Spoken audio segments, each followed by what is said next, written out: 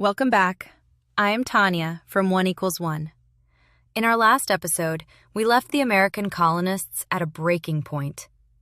The intellectual fire of the Enlightenment had met the cold, hard reality of British taxation and military occupation.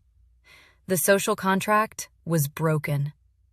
Today, we look at the moment the colonists put that rupture into words.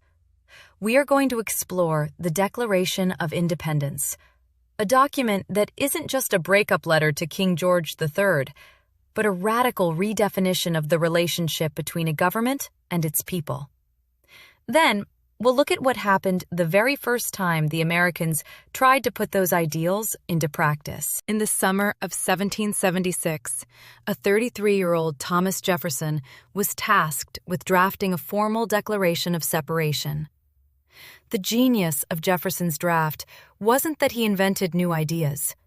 It was that he perfectly distilled the philosophy of thinkers like John Locke into a few explosive sentences.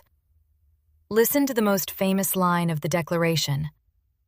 "We hold these truths to be self-evident, that all men are created equal, that they are endowed by their Creator with certain unalienable rights, that among these are life, liberty, and the pursuit of happiness." Let's break down the sheer philosophical weight of those words.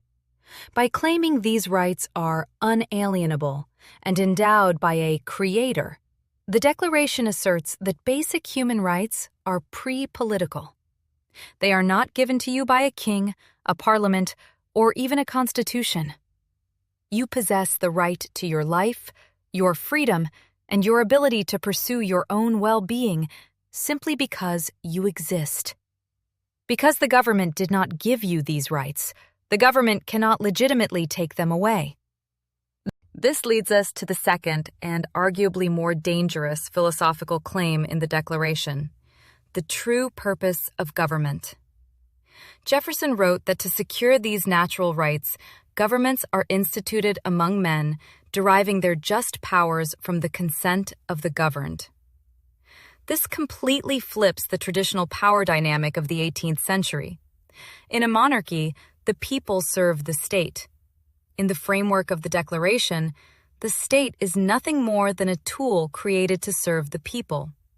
It is a hired bodyguard for your natural rights, and its only source of legitimate authority is the continuous consent of the people it governs.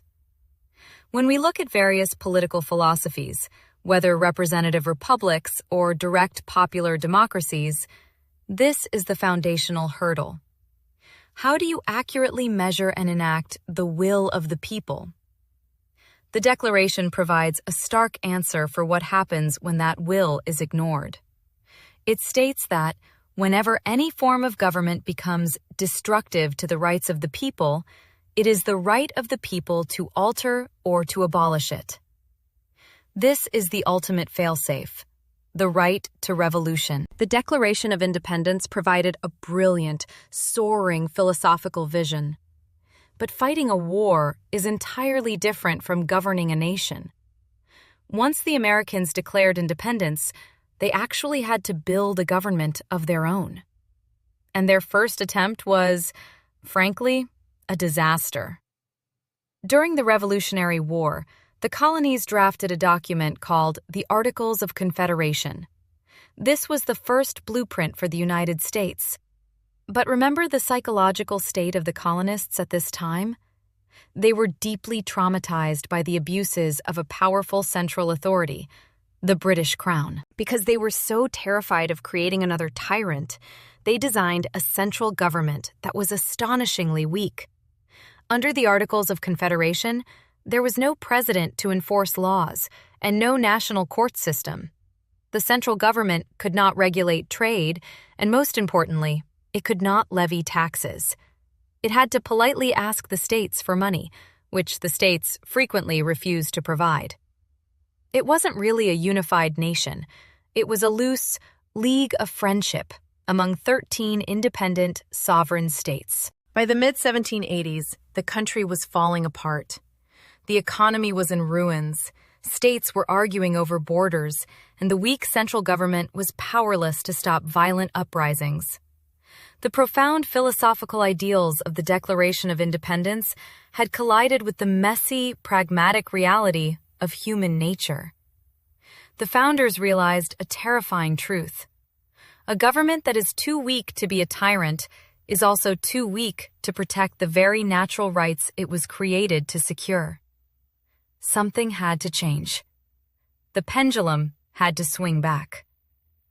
Next time, in our final episode, we will look at how the founders gathered in secret to scrap the Articles of Confederation and draft a new blueprint. We will explore the United States Constitution, the Great Compromise, designed to balance the power of the state with the liberty of the individual.